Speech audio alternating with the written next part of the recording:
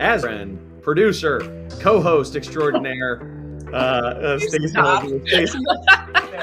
Hey, how do you want us to install this water heater?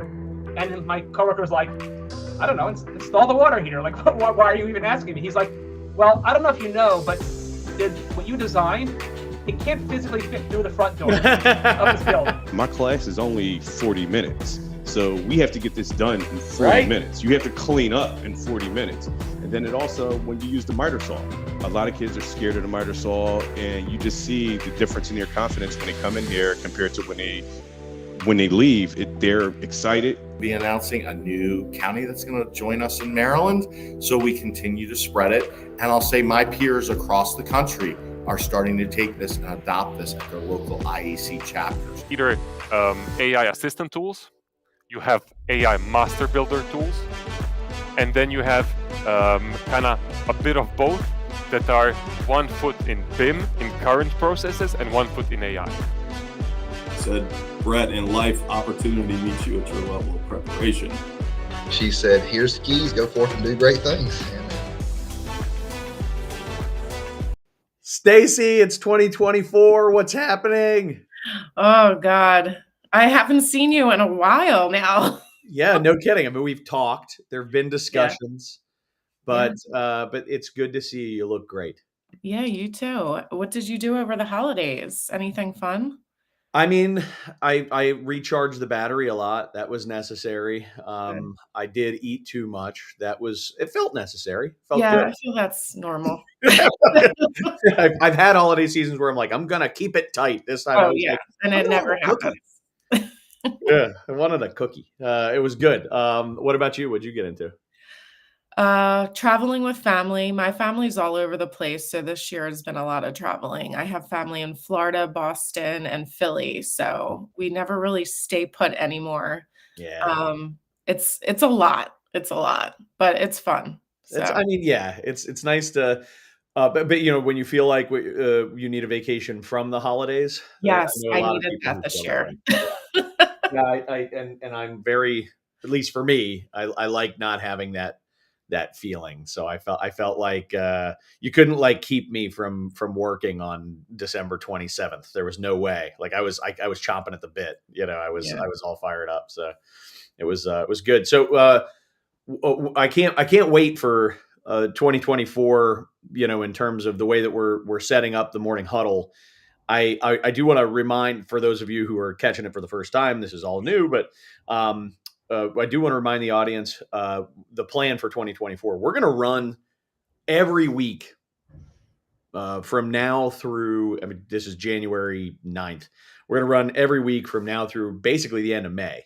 Mm-hmm. That'll be our first piece this season. Then we're taking a summer break and we're coming back for the fall, running through basically Thanksgiving. You know, something along those lines. And I think that's going to be our new pattern. It's a lot of shows. I think we counted it up, Stacey. It's like 32 or 34 shows or something like that. Yeah, something like that. Yeah. And then we'll do also some special editions, hopefully live. We still have to work out those details, but there's some great opportunities coming up with those too. We always sneak in a few, don't we? Yeah. and for those of you who are listening to this and recording and want to get in on the conversation moving forward, we do live stream on LinkedIn and YouTube, and you can use the chat and type in all manner of questions and derogatory comments, whatever suits you in that. But certainly, you could be listening to us on Apple or Spotify or watching us on YouTube or any of the other things that we do. We've got great sponsors this year. Thank you so much to them. We'll talk about them later, but a lot to be excited about. Yeah, definitely. I'm going to introduce our guest today. Our guest today is Ben Nichols. Ben and I have met a few times, and every time I've met Ben, I've thought, I need to get to know this guy better. And so it was really cool as we were doing planning for this year, and we were talking about different guests. I said to Stacey, I would love to get Ben Nichols on. Ben is the president of Harkins Builders, which is a really well-respected, large middle market, like right on the top end, I would say, of the middle market. I don't know if that's how you describe yourself, but that's how I describe it. I would say, right? Yeah, something like that. And Ben is for if you don't mind my saying, for a president, young. I got to hear that story. And also, Harkins is a really well-known employee-owned company. And really, the majority of our discussion today is going to revolve around being an employee-owned company in construction and how that's worked for Harkins. And maybe, for those of you who are thinking about that in your businesses and wanting to learn more, this will be a valuable conversation. So, Ben, thank you so much for being with us.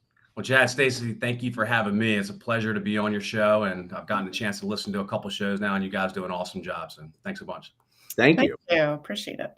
Yeah, we put first over everything else is entertainment. So along those lines, I'm gonna ask. I'll start with Stacy because she was too much of a wimp to start. Stacy, what are your goals for 2024? What's a New Year's resolution or goals for 24? Yeah, so I think I learned from last year to travel less because I was sick for most of the Morning Huddle podcast. It was a really, really rough year. I was sick 4 months last year. It was ridiculous. So gonna travel a little less, even though I love traveling and I love learning new things. And I'm gonna start writing more. I have this journal that poses questions. So I want to get better at writing and content writing. So that's one for me. And Travel less, write more. Yeah.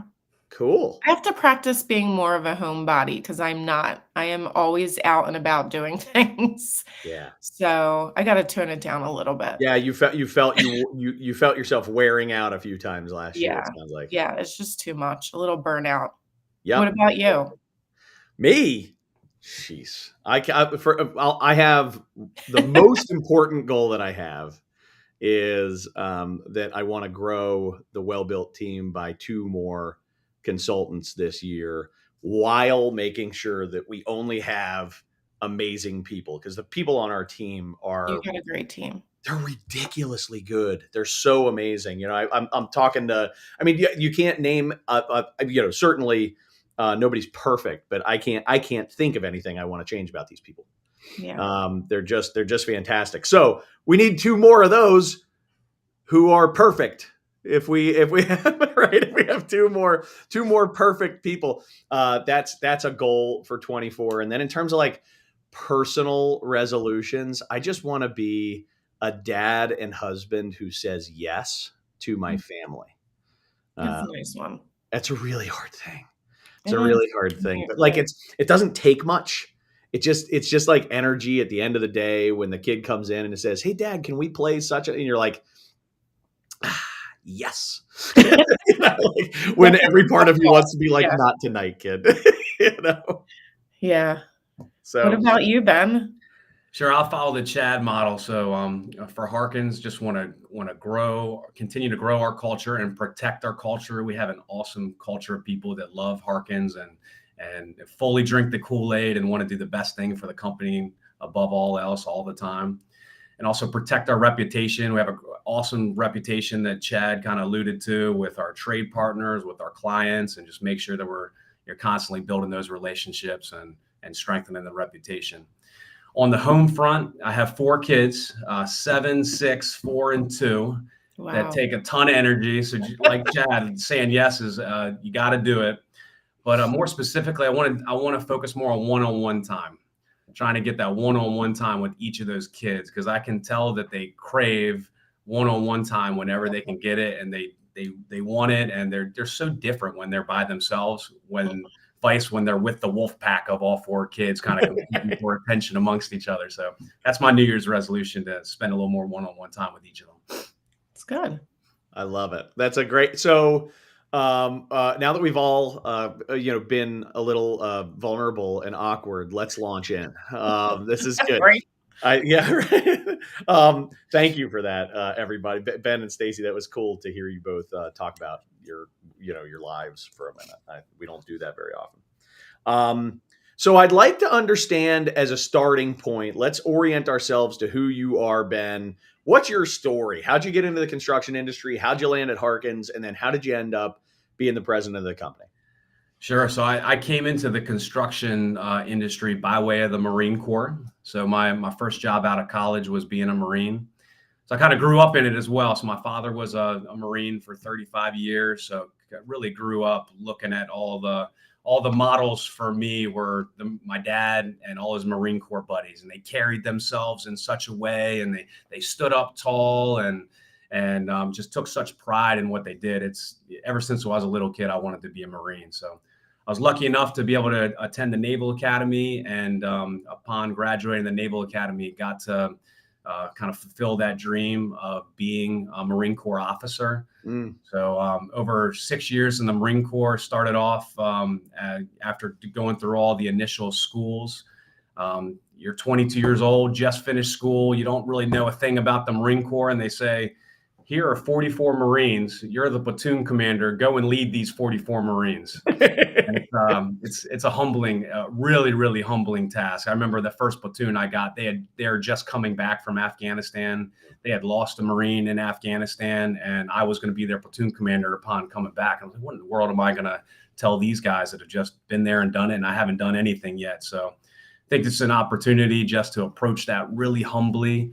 And just say, hey, I'm going to be a servant leader and help you guys in any way I can, help you transition from combat operations to being back in on a base in peacetime operations, and do everything I can. And the Marine Corps is smart enough to pair the young officers with a senior enlisted in the Marine Corps, somebody who's been in the Marine Corps 15 or 20 years.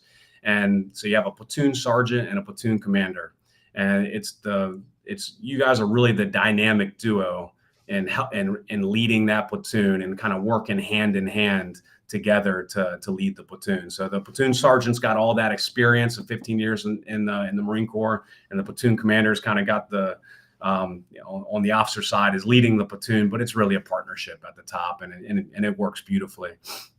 So that's So in the Marine Corps, got to be a platoon commander. I eventually took a platoon of Marines to Afghanistan, did a 6-month training workup before we went over there overseas in 2010 in Marja, Afghanistan, in Helmand Province.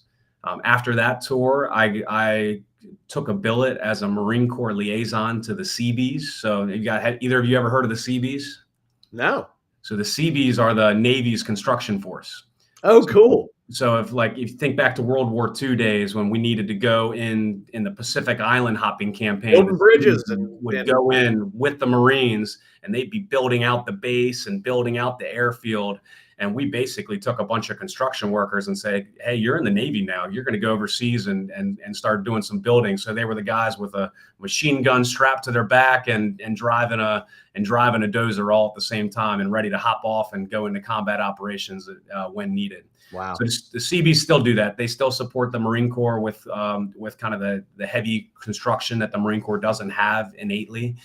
So it was an awesome opportunity to spend 3 years with the Seabees, both building things on base in Port Hueneme, California, which was the home port where I was stationed, but also got to live in Spain for 6 months, got to live in Japan for 6 months, and got to go to the Philippines for 3 months. And we were doing construction operations in all those places. And when we were in Spain and Japan, the Seabees would send small detachments of 15 or 20 Seabees out to the Horn of Africa or Eastern Europe, and we'd be building schoolhouses or building water tanks or building bridges.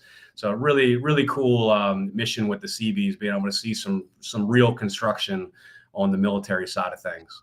That's awesome. And is that how you ended up finishing your time in? Correct. I finished my time with the Seabees, and I love my time in the military. But as I was looking at the career trajectory and moving every 3 years, it felt like I kind of did my time and got to serve my country, and wanted to. I was still a single guy at that point in time, but really knew that I want to transition to have a family and kind of be there for my family without having to deploy constantly. And my hat's off to the people that continue to serve and continue to balance family life with military life. It's a really tough thing to do. Yeah, it is. But yeah, so I ended up kind of networking and found a small construction company that I initially started off with and spent 3 years there doing federal construction mostly for the Navy. And then was lucky enough to find Harkins and work in our government contracting arm of Harkins Builders. Harkins is so well known for our multifamily apartment construction. We've actually been doing government construction on military bases. We hold a top secret clearance as a company and have gotten to do a ton of really awesome stuff that directly impacts the nation's national security. So loved my time doing that, and it's been a blessing to be in the construction industry. How long have you been at Harkins? So this is my 8th year at Harkins, which is really young in terms of tenure at Harkins. So I'm lucky to be partnered with a whole bunch of 40-year plus employees that have been here since day one. So it's a place that people come and they stay for decades, and they stay a career. And I'm loving it. I'm just loving my time here. That is awesome. I admire and appreciate your path. And thank you for your years of service. That's really cool. Yeah, sure. thank you. It's so. I want to talk about. You know what? Before we get into the ESOP thing, I gotta ask a question. Basically, just if you had one piece of advice, if there's somebody who's and there are lots of people who listen to and watch our show, who are I would say if you're listening to and watching our show, you are in some way, next level committed to your personal growth, to your career, to your interest in the construction industry. Every one of our audience members is not just doing the minimum, if that makes sense. You know what I mean? Like there's other stuff to listen to, like reality TV or, whatever else, to spend your time on, rather than a program like the Morning Huddle that's all about positive change in the construction industry and learning and things like that. So to that audience that has varying degrees, right, of interest in advancement and reaching their own highest personal potential, from somebody who's clearly been on a fast track to executive leadership, if you had one piece of advice for that audience, what would it be if it was their desire to find themselves in a similar situation to you? One, I was just blessed with great timing, and I know that's not in our control. But I would say lean into servant leadership. If you're taking care of the people that you're directly leading, they're going to take care of you, and you're going to build effective teams. And when you build effective teams, you build a good culture, and having a good culture amongst your team that you're in control of in your organization is just a huge advantage. And when you have a good culture, good things tend to happen. I love it. I think so many people wait until they have this mindset of sort of like, when I'm in charge, man, right, they ought to put me in charge. Let me have a shot. And I couldn't agree with you more that it's like, you are in charge right now of some things. That's right. Crush those things, do an amazing job at those things, build the most effective people around you doing those things. And, hopefully you've landed a place like you did that saw it, recognized it, and said, wait a minute, we should get more of that. And I know you said one thing, but I'll tag on one other thing too. Is always be willing to say, just like you saying yes to your kids when you want to play. There's so many people that want to get to know you in this construction industry. So just saying yes to being willing to meet with people, and be willing to go grab coffee with somebody early morning before work. Be willing to grab lunch with somebody. Go to the happy hours. Just build that network, because it's amazing the people that you meet 3 or 4 years ago that maybe you didn't think, you couldn't see the direct connection for how that is going to be an effective relationship for you. When people are advocates for you and your network is working for you, I think it really helps out to get to know the right people. Making investments in relationships. Mm-hmm. You got it. Spend that half hour grabbing a cup of coffee. It doesn't take much. Spend that half hour on a Zoom call saying hello, introducing yourself to somebody who I love it. I think it's a great philosophy. And I don't have a smooth transition, so I'm just going to transition. But thank you for that, Ben. That was awesome. So when I think about being an employee-owned company, honestly, it's pretty rare. It's not. I don't know what the statistic is. I wish I had that data point, but it's pretty rare to be an employee-owned company, fully employee-owned. In particular, there are companies that I know who have pieces of their business where they've created employee stock programs. But ESOP stands for Employee Stock Ownership Program. Harkins has been an ESOP for a couple of decades now, and so they were an ESOP when you joined, and so I'd like to know, maybe just talk a little bit about how it works. What are some of the basics about how an employee stock ownership program works? Sure. So kind of the nuts and bolts of how the ESOP works is whatever your total compensation is for the year. So any Harkins employee, whatever their total compensation is, 10% of their total compensation will be given to them in stock and or cash. Typically, it's mostly stock, as long as there's enough stock from folks that are retiring or diversifying towards the end of their career at Harkins, that there's enough stock to go around for everybody to receive 10% of their total compensation in stock. So that's your base salary, your bonuses, everything you get in stock every single year. Okay. So Harkins's bottom line at the end of our net profit at the bottom line, the other element that in addition to that 10% that you're getting is there's three places where our bottom line goes. We do some profit sharing, which is outside of the ESOP plan. That's just cash that's going to people. So about a third of our profits might be in profit sharing. A third of our profits might be in retained earnings, where the company needs to continually grow our bottom line. Expand bonding capacity and whatever else have you. Yep. And that other third is really dividends.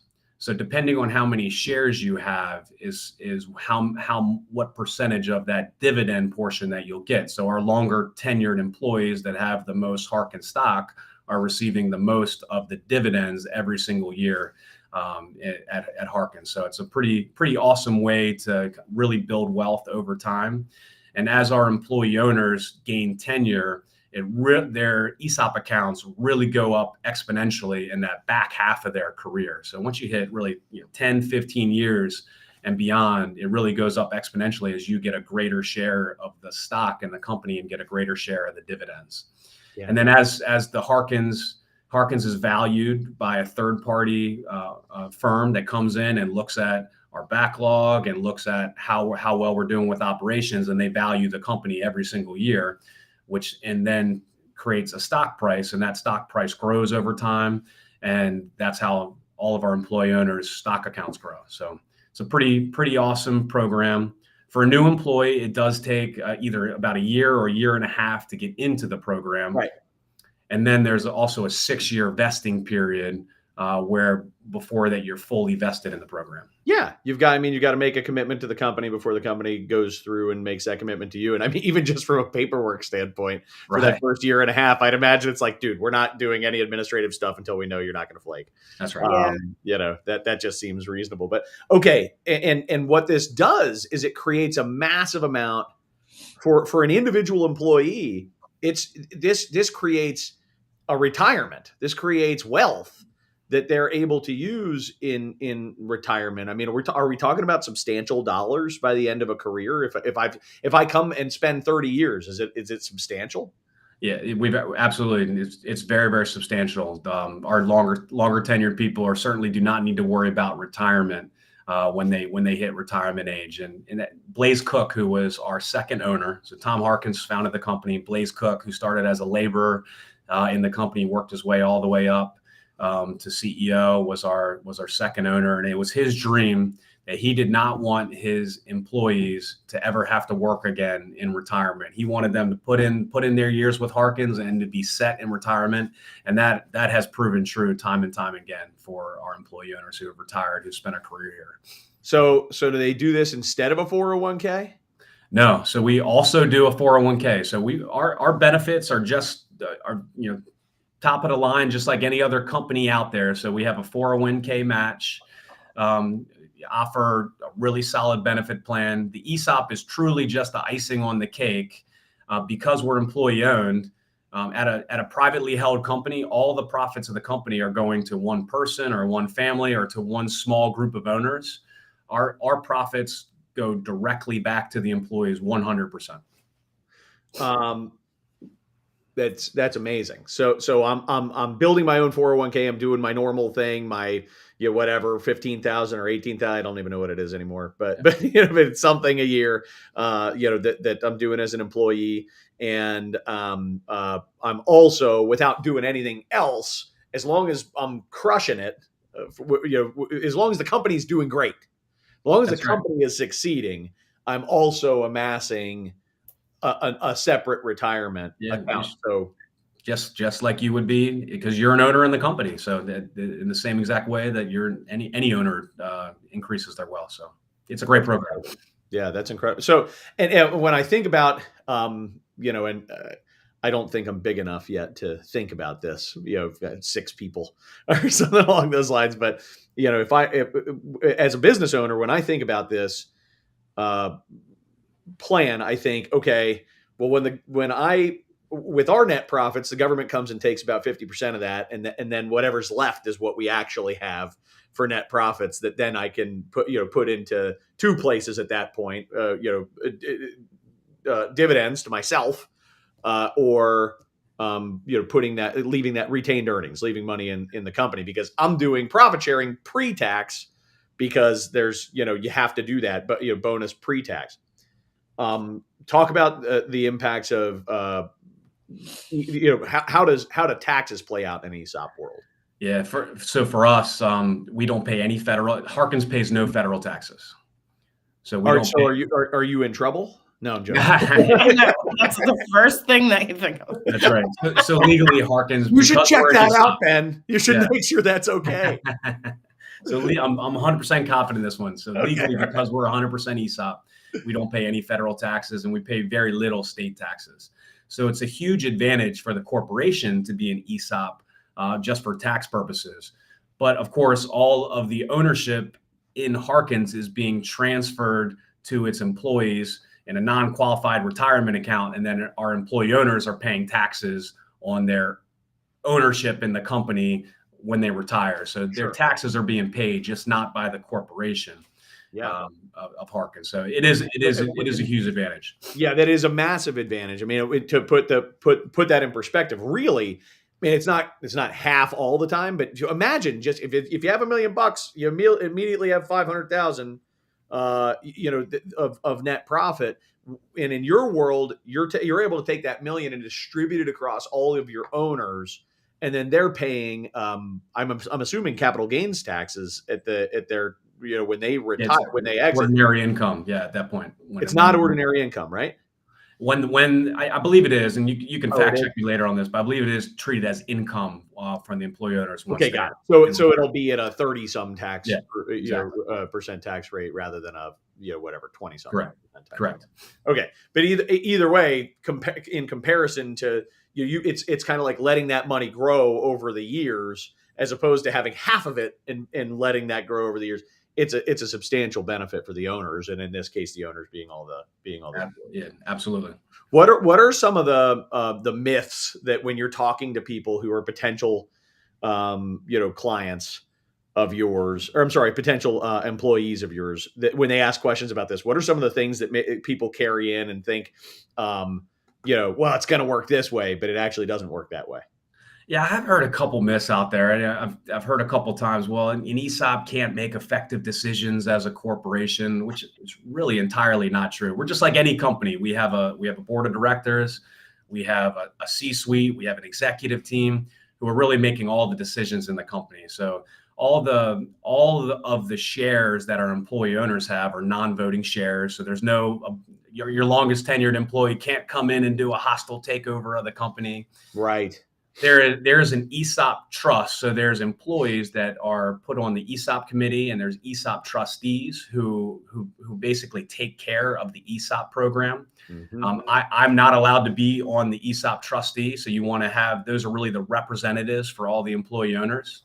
And then we have a board of directors that I'm the chairman of the board of directors. So you have the company decision making is separate from the governance of the ESOP, which is a great marriage and ends up working out really, really well. Awesome.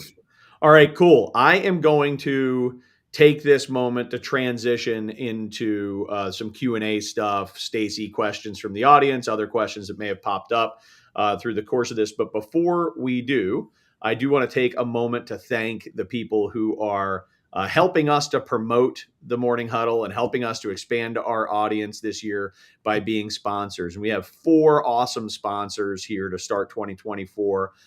First, I'll start with our newest sponsor, which is the Marsh McLennan Agency. Marsh McLennan Agency is, they are an insurance provider. They do property and casualty insurance. They also do many other offices do employee benefits insurance, and they also are a huge bonding outfit and extremely well respected in the by construction companies in the middle market. That's really the group that they aim to serve. Some of my good friends work there, and as well as Stacy's good friends work there. Great group of people who really do take care of their customers. So that's Marsh McLennan. Then we have Sandy Spring Bank, another new sponsor. These guys are my bank. They're also, I joke with them all the time and say, hey, with all of all we do is work with construction companies, right? At Well Built, and all of our, when the checks come in, I would say 50% of the checks at least come in with that Sandy Spring Bank tag on the top. And that tells you something, that they really are a contractor oriented bank, particularly in our region, and their people treat you like, that they're in business with you, which I really have always appreciated that kind of experience. Even as small business myself, and the much larger businesses that I work with have said the same. So great bank. Then we have Lawrence Law. Lawrence Law is a boutique law firm that serves the construction companies. So if you're looking for, great people who are relationship oriented, who are reasonable fees and all about making it work for you, Lawrence Law and Kate Lawrence, her team, are just really wonderful for the construction industry, and can't say enough good things there. And then lastly, we have Katz Abosch. Katz Abosch is a really solid accounting firm that serves, again, these are all professional services groups that have made their businesses largely with the construction companies in the DC metro region. And Katz Abosch is loaded with construction experts, people who can help you to get your whip straight, people who can help you to advise through all kinds of decisions, like should we become an ESOP, and how would that work in our business. So they are a top-notch group of people, and strongly advise you to, if you're looking for an accounting partner, consider Katz Abosch. All right. Yeah. There's some good questions coming your way. Awesome. Hit it, Stacy. Let's go. So a new business owner, how many employees do you need to have to begin to even think that this is an option for them? So I've heard this question a lot, and I've asked people about this. I don't think there is an exact number, and I think it probably depends, on the business itself. Okay. You do want to have a good diversity of employee owners, so you have some less tenured, some middle tenured, and some longer tenured employee owners. That way, you get that nice cycle of stock turnover as you have new people entering the company, and as people are getting more shares, you want to make sure there's enough folks that are retiring or diversifying. I have heard like 100 employees, maybe for a general contractor. That might be a good target number for an ESOP, but there's a ton of awesome ESOP consultants out there that could give you a much better answer on your specific business and what would make sense. So if there's people under 100 employees, I wouldn't not check it out. Make sure you still check it out and talk to one of those experts in it. Yeah, I do know a couple of businesses under 100 that have gone ESOP. It's worked out really well for them. One observation just along those lines, and I wonder what your reaction to this is, Ben, that I have heard that in terms of limitations, size is not as big of a consideration as debt. So the business wants to have very, very, very little to no debt in order to convert to an ESOP, because the way that works is the owner gets bought out by going to the bank, and the bank pays the owner, and then the employees pay the bank and all that kind of stuff. I mean, it's more complicated than that, but that's the simple version. So if the company's already carrying a pile of debt, that's really hard to pull off. That makes sense to me. Yeah. Yeah. Another question. So I know a lot of companies offer 401ks, and they have a lot of trouble trying to, especially with a younger audience, to try to explain the benefits and the importance of it. How do you go about doing that when explaining the ESOP? That is tough and can be a challenge. So if you put yourselves back into your 18 or 22-year-old self, you're less worried about that nest egg at the end of your career. So we've done a lot of campaigns, both on social media, videos on our website. Whenever we're going through the recruitment process, we got to spend a lot of time talking about the ESOP. It's been one good strategy is showing an example of ESOP statements over time. Take a middle tenured employee and a longer tenured employee and show that new hire what the ESOP could look like in 10 or 15 years or 30 years. And when you start to think about that and divide it by the number of 30 years, it's real money that's coming to you over time. Of course, you just don't access it until after you leave the company. But it's really important to slow down and really over communicate the benefits of the ESOP. There's also some nice tools out there where you can plug in your base salary, your expected growth in the company, what the expected dividends are, and kind of see what an ESOP will look like for you over time in your career. So we have some of those tools that you can plug into, but definitely want a communication campaign around the ESOP and really take the time to communicate to your employees so that then they can be advocates out when they're out there recruiting new people to the company. Yeah, that all makes sense. What else was I going to say? Chad, did you have anything else? Oh, retention, employee retention. How do you compare to other contractors that don't have a program like this? Yeah, we've been really blessed to have very, very little turnover. So our retention is I consider it top notch in the industry. I think if you go and ask other construction companies how often they're seeing Harkins resumes on the street, it just doesn't happen. So our retention's way up there. I think a huge component of that is the ESOP and the culture that the ESOP builds, because when you're an employee owner and to your left and your right is also an employee owner, it's a huge accountability to be doing the right thing for the company all the time. So where I think you'll find that employee owners are less self-centered and more focused on, hey, what's the best decision for the company? What's the best decision for this project? And kind of keeping that mindset going all the time. I know as an ESOP, we're also very transparent as a business. So we make it a point to include all of our 350 employee owners in strategic planning. We do quarterly executive panels where we're really diving down deep into the financials of the company. So everyone really gets a clear picture of the financial picture of the company at any snapshot in time. And I think just running your business as transparently as that just creates a sense of ownership, even beyond being an employee owner, because you're part of how the sausage is made. And I would suggest that no matter what kind of company you are, an ESOP or whatever, being transparent is gonna help build that culture and be the right business decision at the end of the day. Could not agree with you more. Yeah, thank you. I feel like when that transparency gives your people the ability to see the score. Yeah, right. If they see the score, they want to win. That's right. Yeah, exactly. Yeah, that's a big deal. I also love what you said. You don't have to be an ESOP to do it, which but being an ESOP kind of forces you into it. It's good accountability. You got it. Right. Yeah, that's right. This has been awesome, Ben. Is there anything else on your mind that you want to talk about before we jump off here today? No, I think that pretty much wraps it up. I think the world would be a better place if there were more ESOPs out there. So it'd be a lot more happy employees and a lot more people focused on doing the right things and putting the overall mission first above everything else. Well, I think there's a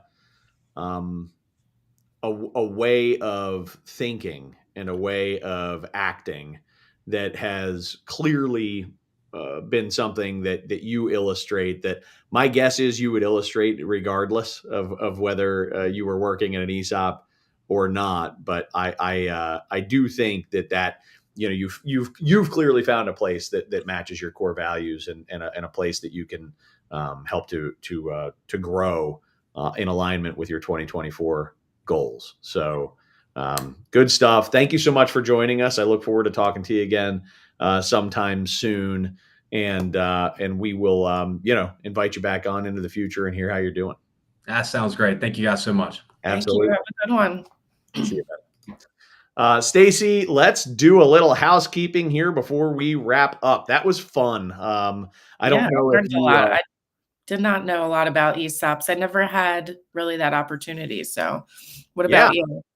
It's it's pretty rare. Very few companies do it. And look, you don't have to be an ESOP to be an incredibly generous and fair and kind company that does awesome things for employees. Certainly there are lots that do that, but there is something special about, as an employee, actually, going from being an employee to what you heard Ben saying, an employee owner, which is a cool experience, and something that, certainly piqued my interest. I'm thinking about our future, and how we grow. So good stuff. Next week we have Scott Arias, who is joining us to talk about construction scheduling. This is going to be all about, it's nuts and bolts, setting up a construction project from the start, and the do's and don'ts when it comes to construction scheduling. That'll be episode 65. That is same time, same place, 9 a.m. Eastern. We stream live on LinkedIn and on YouTube. Please jump in and sign up live if you can. If you can't, all good. You can always check us out on all the other places that we are on, Apple's podcast, Spotify, and of course on YouTube. And I think also Amazon now. We're up on their podcast stream. Stacy, what else should I be mentioning? I think you covered it all. I'll be sending out a recap of today's episode, just key points of different items that we learned. And I guess for next week's episode for construction scheduling, who would you recommend attend that? Project managers, business owners, anyone specifically? So I think everyone up and down the chain in a construction company is going to appreciate and value what they learn from the episode that Scott's going to be on. He'll be just talking about, not just how to do it, but the upstream and downstream effects of kind of doing it wrong, and I think that'll resonate with everyone. From a tangible, takeaway standpoint, I think the project management seat is the seat that will, should be taking notes. How's that? Yeah. Awesome. I also do want to talk about one thing we didn't bring up, but I was sitting here thinking about it. The Morning Huddle Construction Show.com. So we now have a website where we can direct folks to when it comes to, signing up for the newsletter, making sure that they're, able to easily access all the different places that we stream, emailing Stacy or I about, becoming a guest. We are so fortunate. We've got all of our guests covered through May. But we are looking for guests already into the fall. So please, if you or someone is creating positive change in the construction industry and you want to be featured here, we'd love to hear from you. Sounds good. All right. Let's call it a day. Thank you, Stacy. Thank you, Ben, again, who I see is still hanging on. He's a great guy. He's waiting. He's like, he's super polite. He's like, I'm going to say, it's so many guests are just like, peace. All right. Well, thank you so much. See you, Stacy. See you next week.